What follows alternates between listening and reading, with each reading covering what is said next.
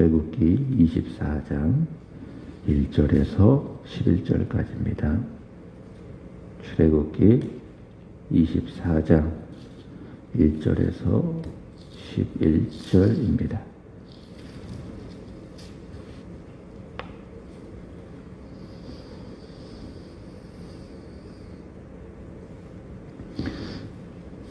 또 모세에게 이르시되 너는 아론과 나답과 아비후와 이스라엘 장로 70명과 함께 여호와께로 올라와 멀리서 경배하고 너 모세만 여호와께 가까이 나오고 그들은 가까이 나오지 말며 백성은 너와 함께 올라오지 말지니라.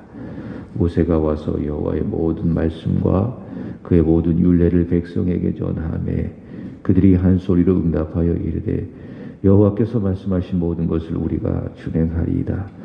모세가 여호와의 모든 말씀을 기록하고 이른 아침에 일어나 산 아래에 제단을 쌓고 이스라엘 12지파대로 12기둥을 세우고 이스라엘 자손의 청년들을 보내어 여호와께 소로 번제와 화목제를 드리게 하고 모세가 피를 가지고 반은 여러 양푼에 담고 반은 제단에 뿌리고 언약서를 가져다가 백성에게 낭독하여 듣게 하니 그들이 이르되 여호와의 모든 말씀을 우리가 준행하리이다.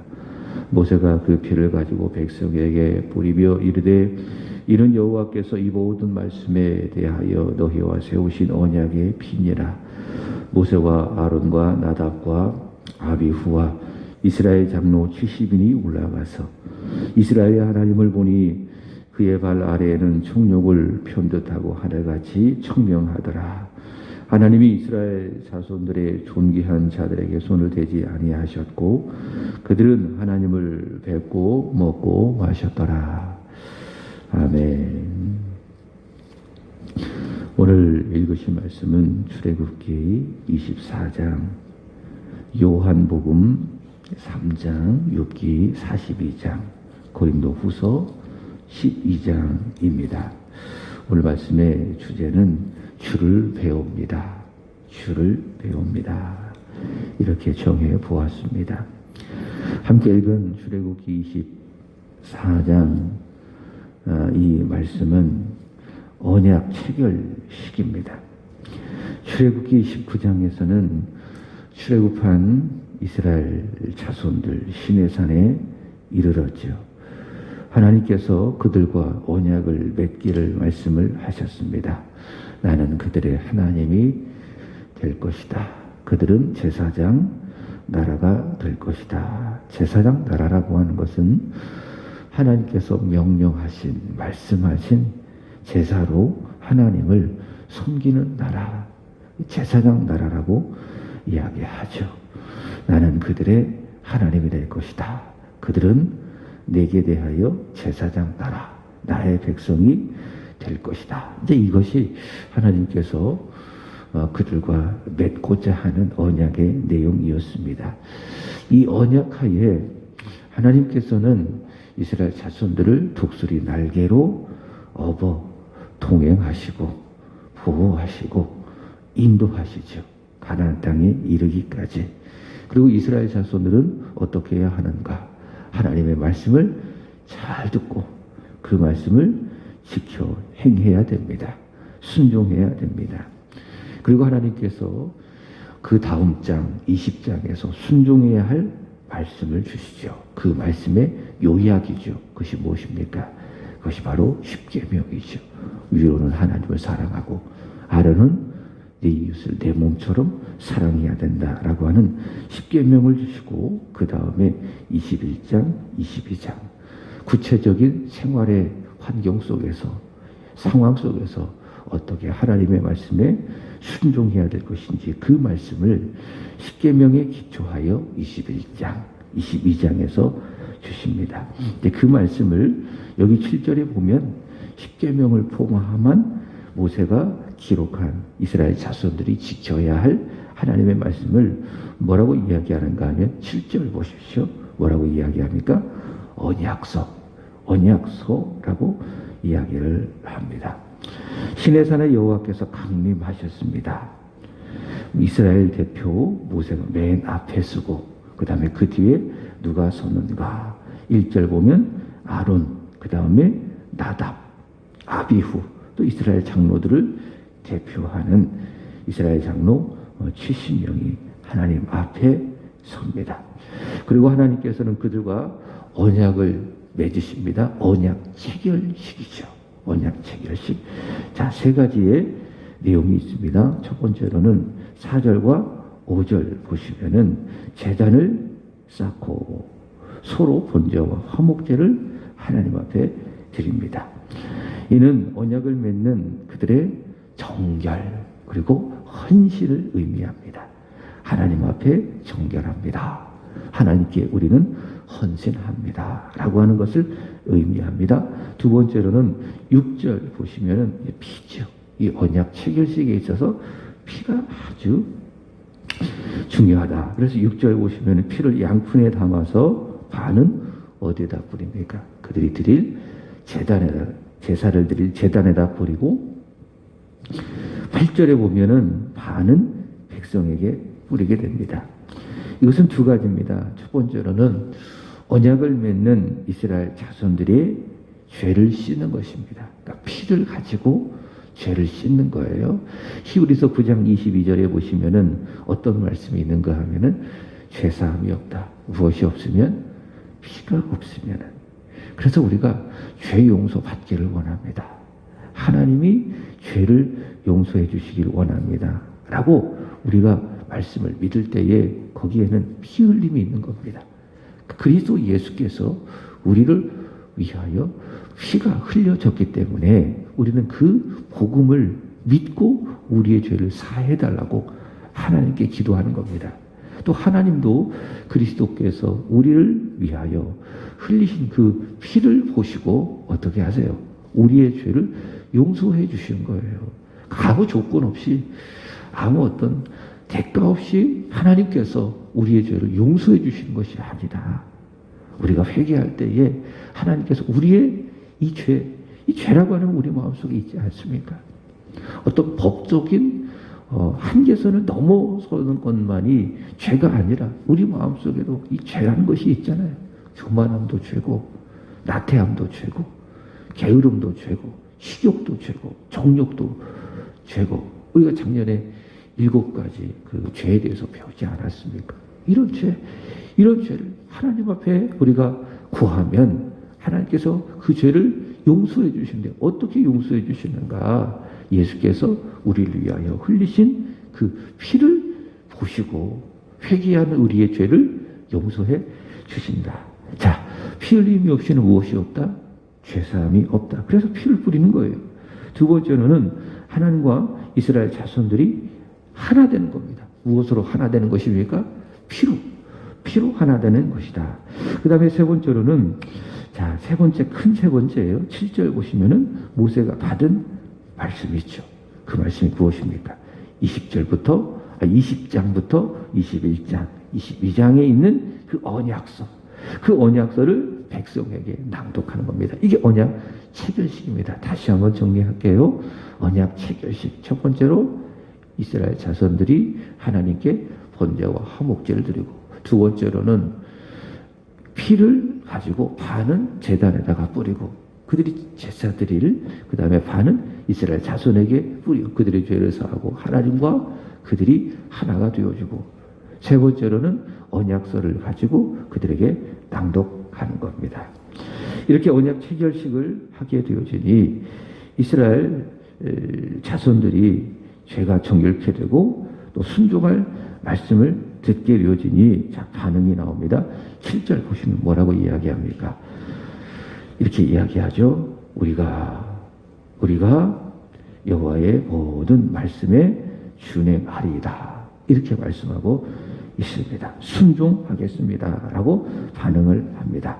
자, 이 결과 언약이 체결이 되는 겁니다. 자, 그리고 중요한 내용입니다. 9절입니다. 오늘 말씀의 중심인데 모세, 아론, 나답, 아비후, 이스라엘 장로 70인이 올라가서 10절 보시면은 어떻게 되었어요? 이스라엘의 하나님을 보았다. 이스라엘의 하나님을 보았다. 그러니 그의 발 아래에는 청룡을 편듯하고 하늘같이 청명했다. 또 11절도 그렇죠. 자, 하나님이 이스라엘 자손들의 존귀한 자들에게 손을 대지 아니하셨고 그들은 하나님을 뵙고 먹고 마셨다. 이렇게 말씀하고 있습니다. 하나님을 보았다라는 거죠.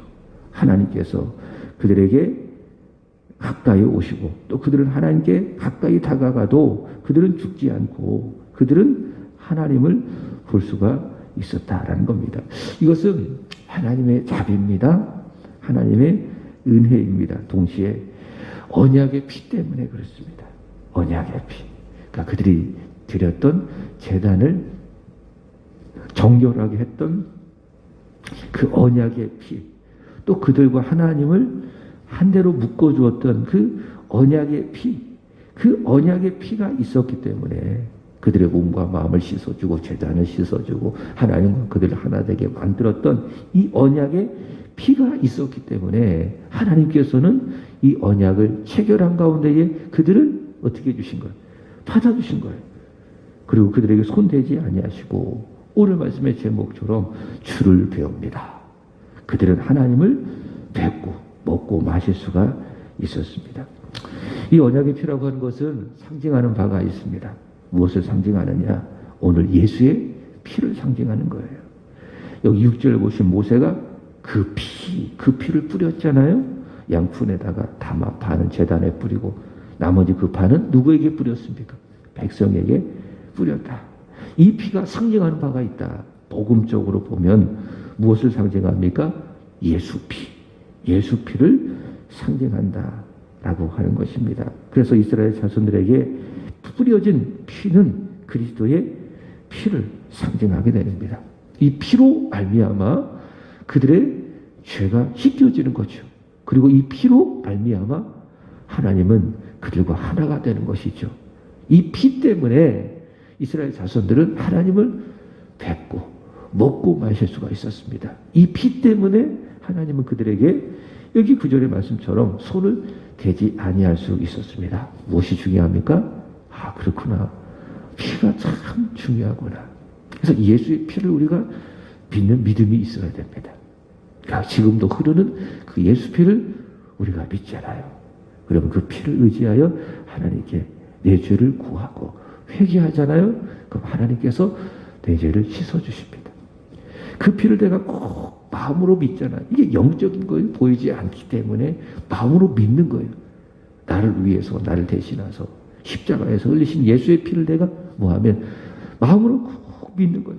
깊이 생각하고 그 피를 믿으면 어떻게 됩니까? 내가 하나님 안에, 하나님이 내 안에, 내가 하나님 안에 있는 거예요. 그리고 나는 하나님을 뵙는 거예요. 이게 놀라운 영적인 은혜죠. 무엇을 믿으면? 그 피를 믿게 되어지면. 요한복음 3장 한번 가보시면 예수님은 니고데모와 대화를 통해서 무엇에 대해서 말씀하십니까? 거듭남에 대해서 말씀하십니다. 예수께서 이렇게 말씀하셨습니다. 요한복음 3장 3절. 예수께서 대답하여 이르시되 진실로 진실로 내게 이르노니 사람이 뭐하지 아니하면 거듭나지 아니하면 하나님의 나라를 볼 수 없느니라. 이렇게 말씀하고 있습니다. 자, 거듭난다라고 하는 것은 어떤 의미인가 하면은 다시 태어나는 거예요. 다시 태어나는 거예요. 그러니까 사람은 다 죽은 상태에서 태어나요. 그러니까 육체적인 그런 하나님께서 보시고 이렇게 악한 그런 상태. 이게 죽은 상태요. 죄인의 상태인 것입니다. 이게 사람입니다. 그러니까 모든 사람이 다 그렇게 태어나요. 다 죄인이기 때문에. 이 죄인이 예수님께서 말씀하시는 겁니다. 다시 태어나야 된다. 그러니까 변화가 아니에요. 그러니까 복음은 성경이 말씀하는 복음은 일종의 변화만을 의미하지 않는 거예요. 뭡니까? 새롭게 존재가 태어나는 거예요. 그래서 지난주 수요일에 말씀을 드렸던 것처럼 고린도 후서 5장 17절에 보면 우린 그리스도 안에 있는 새로운 피조물이라. 새롭게 태어난 존재라는 거예요. 그게 뭡니까? 거듭난 존재. 네가 거듭나야 된다. 니고데모를 향하여 예수님께서 하신 말씀이 무엇입니까? 너는 거듭나야 된다 라고 하는 것이죠. 사람이 거듭나지 아니하면 결코 하나님의 나라를 볼 수가 없느니라, 이렇게 말씀하고 있습니다. 출애굽기 24장에 의한다면 볼 수 있어요. 하나님을 볼 수 있어요. 누가 볼 수 있습니까? 거듭나야 하나님을 볼 수 있습니다. 바꿔 이야기한다면 거듭나지 않는 사람은 하나님을 볼 수 있습니까? 없습니까? 없습니다. 그러니까 영적인 거예요. 믿음으로 하나님을 보는 거예요. 누가 볼 수 있습니까? 거듭난 사람이 하나님을 볼 수가 있습니다. 자, 그러면 이런 의문이 생기죠. 예수님께서 거듭나야 된다고 니고데모에게 말씀하셨다면 거듭나야 하나님을 볼 수 있는데 어떻게 거듭날 수가 있는가? 요한복음 13장 14절입니다. 모세가 광야에서 뱀을 든 것 같이 그 다음 인자도 들려야 하리니. 자, 인자는 누구를 말한 걸까요? 예수 그리스도를 의미하죠. 모세가 광야에서 노뱀을 높이 들었어요. 그처럼 인자 그리스도도 들려야 하리니. 들린다라고 하는 것은 어떤 의미인가 하면 예수께서 십자가에서 달리신 걸 의미하는 겁니다. 십자가에 들리신 것을 의미합니다. 그 들리신 예수님, 십자가에 들리신 예수님을 믿어야 15절 보시면 무엇을 얻는다? 영생을 얻는다. 이게 영생을 얻는다가 거듭난다는 것 아니겠습니까? 그러니까 십자가에서 흘리신 예수의 그 피, 언약의 피, 십자가의 예수 그리스도를 뭐하면 내 마음으로 믿으면 거듭나는 거예요. 하나님을 보는 거예요.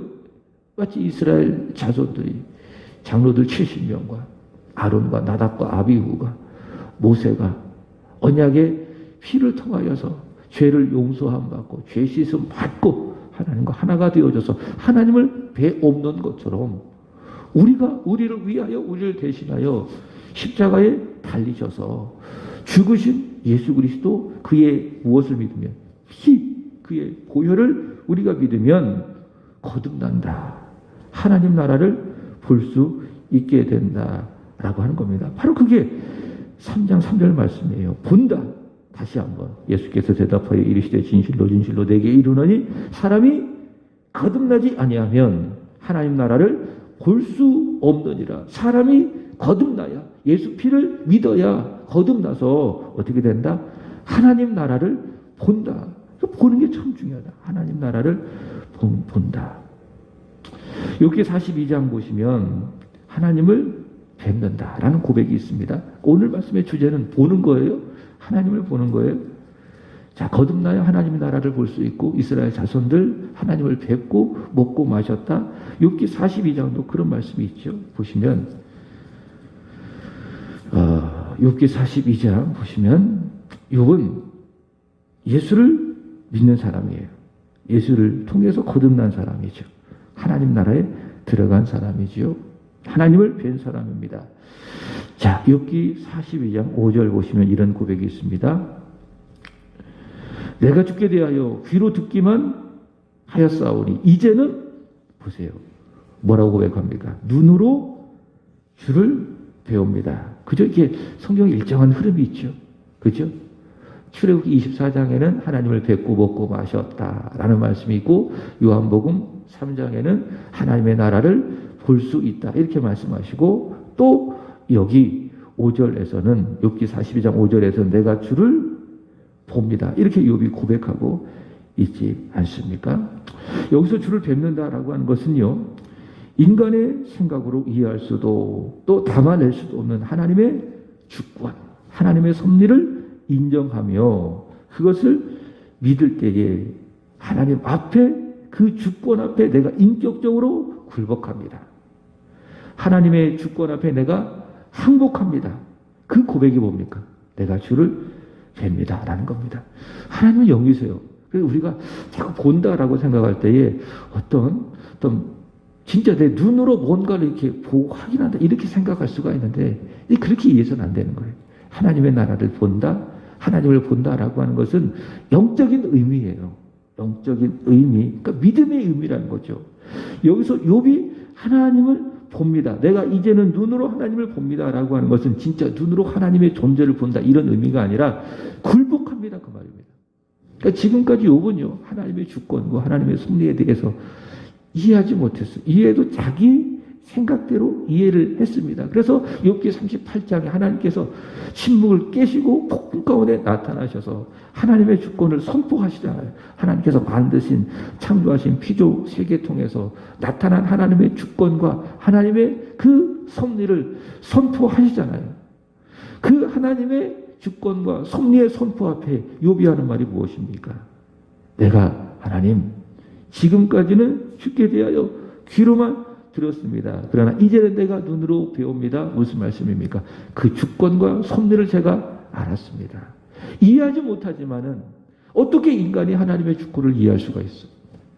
하나님의 그 기가 막힌 섭리를 어떻게 인간이 다 담아낼 수 있겠습니까?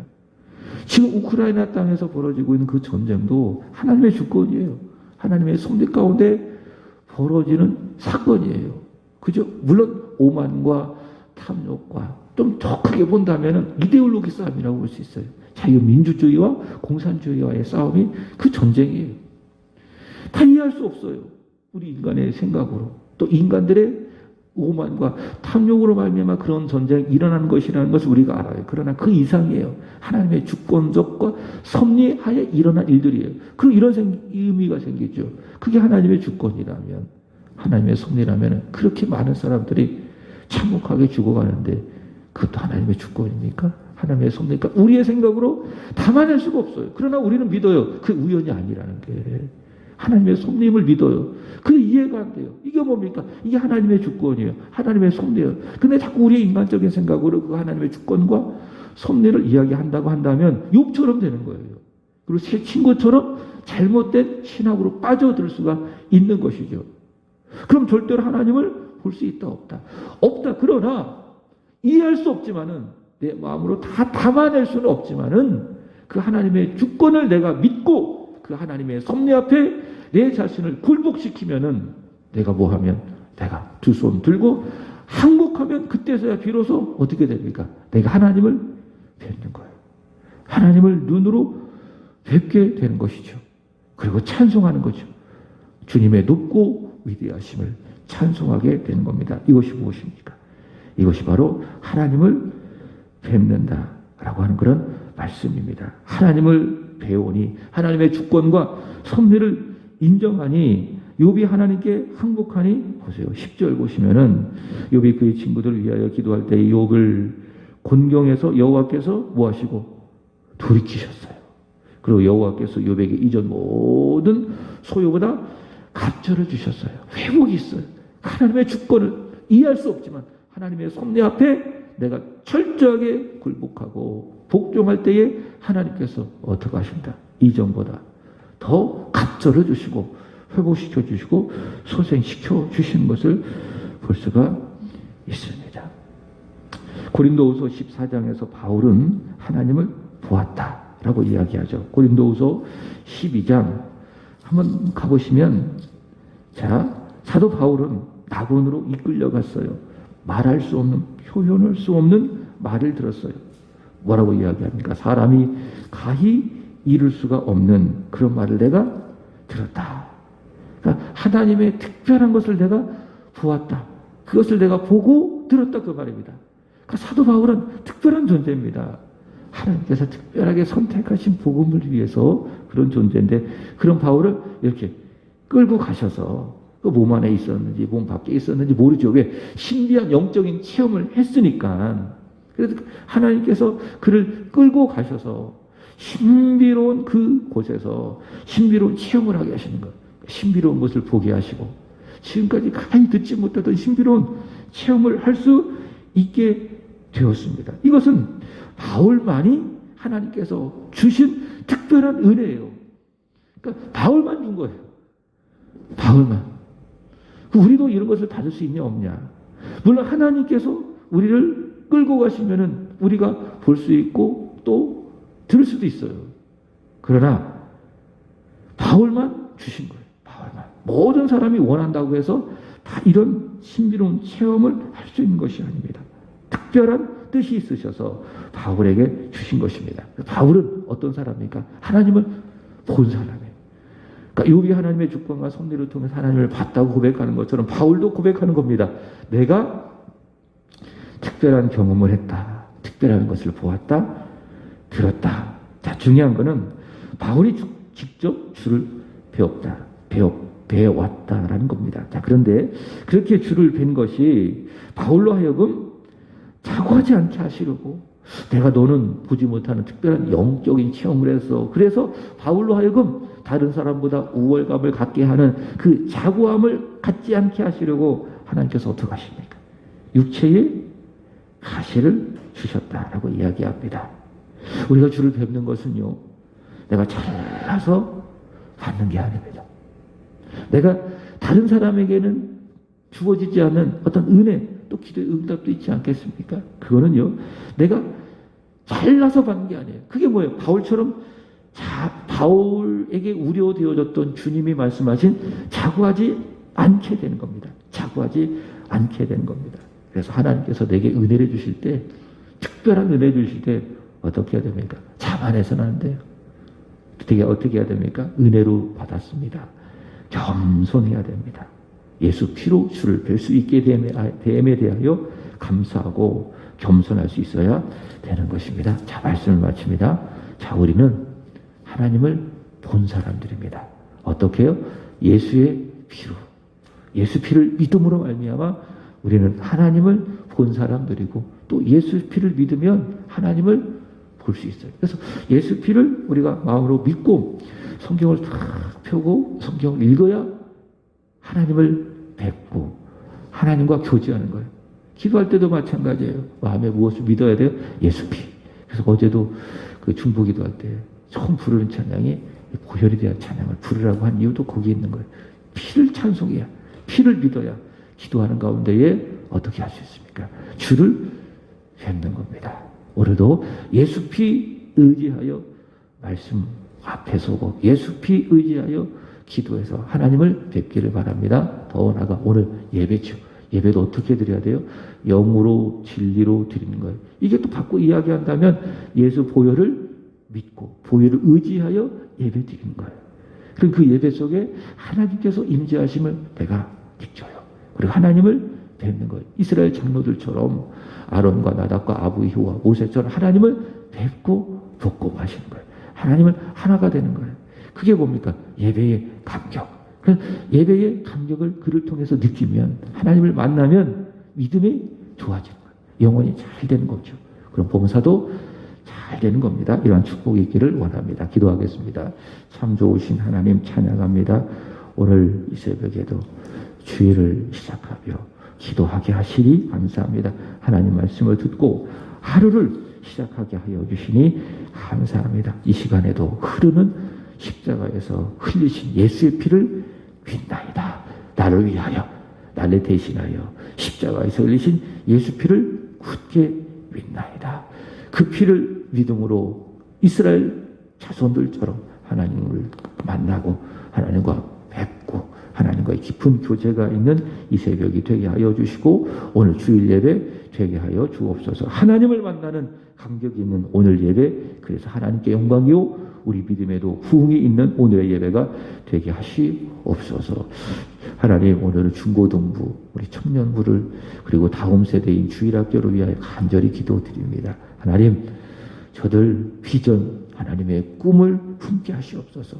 무엇보다도 하나님이 꿈이시며 하나님이 비전이오니 저들 마음 가운데 하나님이 가득 있게 하여 주옵소서.